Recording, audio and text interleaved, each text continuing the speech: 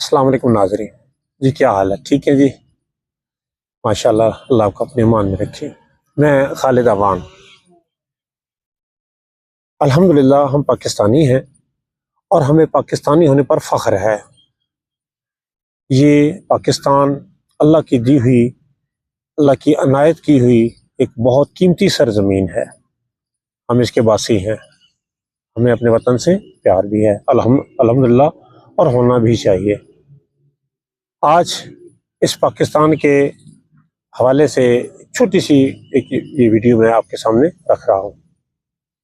پاکستان کیا، دنیا کا ہر ملک ایک اپنا الگ تشخص رکھتا ہے، دوسرے سے الگ پہچان رکھتا ہے، اور دوسرے سے الگ اپنی اقدار اور روایات رکھتا ہے۔ ہر ملک یہ کرتا ہے، اور ہمارے ملک کی پہچان ہمارا قومی پرچم، سبز ہلالی پرچم، جس میں کہ سفید اور سبز رنگ ہے۔ سفید رنگ یہ یہاں کی اقلیتوں کو ظاہر کرتا ہے، اور سبز رنگ جو ہے یہ اکثریت کو ظاہر کرتا ہے اور مسلمانوں کو ظاہر کرتا ہے۔ ہمارا پرچم الحمدللہ سارے پرچموں سے بہت اچھا ہے۔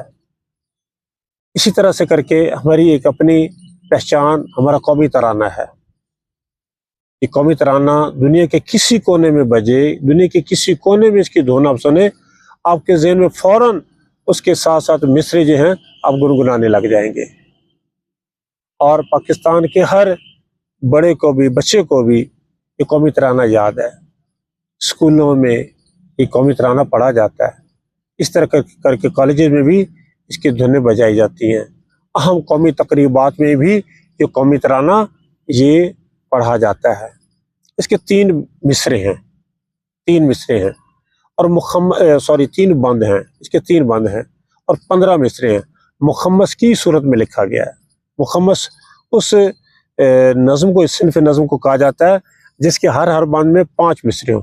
خمسن سے ہے مخمس، تو اس کے ہر بند میں 5 مصرے ہیں۔ اور یہ قومی ترانہ یہ حفیظ جالندھری، ابو الاثر حفیظ جالندھری کی تخلیق ہے۔ اور ایک بڑی مزیدار بات آپ سے عرض کرنا چاہتا ہوں، عام طور پر جتنی بھی غزلیں لکھی جاتی ہیں یا نظمیں لکھی جاتی ہیں نا، وہ پہلے نظم لکھی جاتی ہے یا غزل لکھی جاتی ہے، اس کے بعد پھر اس کی دھن تیار ہوتی ہے، پھر وہ گائک گلوکار وہ اس کو گاتے ہیں۔ لیکن یہ قومی ترانہ وہ واحد ایک نظم ہے جس کی دھن پہلے تیار ہوئی 1949 میں اس کی دھن بنائی گئی۔ اور دھن بنانے والے کون تھے جنہوں نے اس کی پہلے دھن بنائی؟ وہ تھے احمد جی چھاگلا، انہوں نے اس کی دھن بنائی 1949 میں۔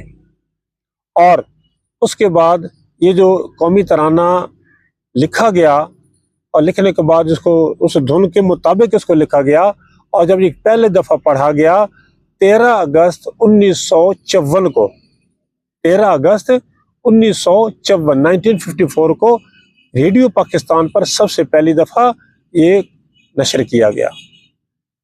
اور اس کے بعد سے لے کر اب تک الحمدللہ ہر قومی تہوار پر 23 مارچ ہو، 14 اگست ہو، اور دیگر ہمارے قومی تہوار ہوتے ہیں، ان تمام قومی تہواروں پر اس کو پڑھا جاتا ہے، اس کی دھن جو وہ بجائی جاتی ہے۔ حتیٰ کہ اسمبلیز کے اجلاس، قومی اسمبلی کے اجلاس ہے، یا پنجاب اسمبلی کے اجلاس ہے، یا دیگر اہم قومی تقریبات ہوتی ہیں، تمام میں یہ قومی ترانہ الحمدللہ اس کی دھن بجائی جاتی ہے۔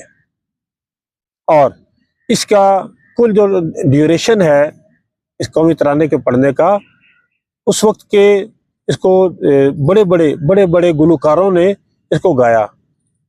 اس میں تقریباً 7-8 گلوکار تھے، اور بعض جگہ پہ 9 بھی لکھا ہوا ہے۔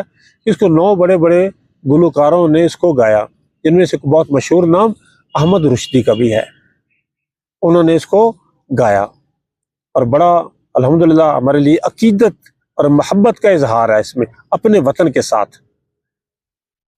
ایک بات اور آپ کی معلومات کے لیے، کہ اس پورے قومی ترانے میں صرف ایک لفظ اردو کا استعمال ہوا ہے۔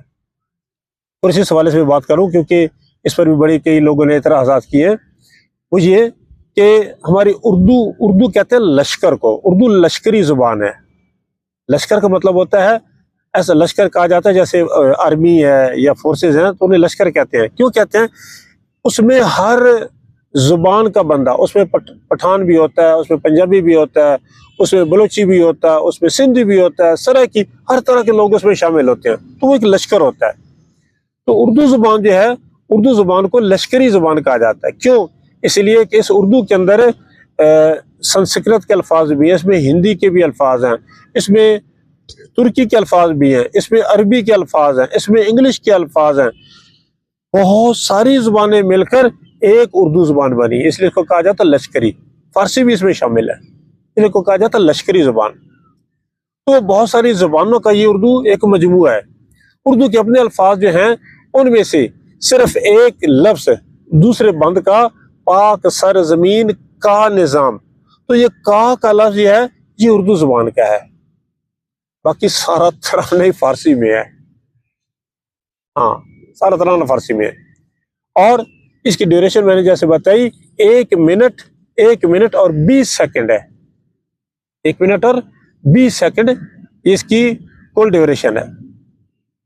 اور اس میں اپنے وطن کے لیے اللہ تعالیٰ سے دعائیں مانگی گئی ہیں۔ اس کا پاکستان کا بیک گراؤنڈ کیا ہے؟ ترجمان ماضی، شان حال، جان استقبال، اس طرح سے کر کے پاک سرزمین شاد باد، اللہ سے دعائیں مانگی جا رہی ہے۔ کشور حسین، پاک ہمارا وطن ہمیشہ شاد رہے، آباد رہے۔ کشور حسین شاد باد، یہ اللہ کی دی سلطنت ہمیشہ شاد رہے اور آباد رہے۔ اس طرح سے کر کے اس کے اندر آگے اور مصرے، اور آخری جو اس کا مصرع ہے، سایہ خدائے ذوالجلال، کہ اللہ تعالیٰ جو بڑی اونچی شان والا ہے، بڑی جلال والا ہے، بڑی عظمت والا ہے، اس کا سایہ ہمارے وطن پر ہمیشہ قائم و دائم رہے، ہمارے وطن پر اس کا سایہ ہمیشہ قائم و دائم رہے۔ یہ اللہ تعالیٰ سے آخری مصرے میں جا کے یہ دعا مانگی گئی ہے۔ یہ قومی ترانہ ہمیں بڑا عزیز ہے، ہمارے ہر سکول میں، ہمارے ہر کالج میں، ایون کہ یونیورسٹیز میں بھی کوئی بھی فنکشنز ہوتے ہیں اس طرح سے کر کے اس میں یہ قومی ترانہ پڑھا جاتا ہے۔ آرمی فورسز ہیں، ان کے بھی جو ڈیز ہوتے ہیں یا ان کی بھی جو ہوتی ہے اسمبلیز وغیرہ ہوتی ہیں ان کے، یا ان کے پریڈ وغیرہ ہوتی ہے، اس میں بھی قومی ترانے یہ گائے جاتے ہیں، قومی ترانہ گایا جاتا ہے، پڑھا جاتا ہے۔ تو ہمیں اپنے وطن سے پیار ہے، ہمیں اپنے قومی تشخص سے بھی پیار ہے، اور یہ قوم کی پہچان ہے ہمارے لیے۔ اللہ ہمارے وطن کو ہمیشہ سلامت رکھے، اسے قائم و دائم رکھے، نظر بد سے بھی محفوظ رکھے، اور دشمنوں کی میلی نظریں اللہ ہمارے وطن پر کبھی نہ لائے۔ اگر کسی خدا نہ خواستہ کسی نے کوئی ایسا ہی حرکت کی، انشاءاللہ چھوڑیں گے نہیں۔ ہم وطن کی حفاظت کے لیے بھی ایک ہیں۔ میری پچھلی ویڈیو میں یہ ساری بات میں کر چکا ہوں۔ اللہ تعالیٰ خیر فرمائے۔ انشاءاللہ ہم سب ایک ہیں، اپنے وطن سے پیار کرنے والے ہیں۔ قومی ترانے کی تخلیق جنہوں نے حفیظ جلندری نے کی، احمد جی شاگلا نے اس کی دھن بنائی، اور بھی جنہوں نے اس کو گایا اور ہمیشہ سے چل رہا ہے، یہ اللہ تعالیٰ ان کو اس کا اجر عطا فرمائے، آمین۔ میرے ساتھ مل کر نعرہ لگائیے، پاکستان زندہ باد۔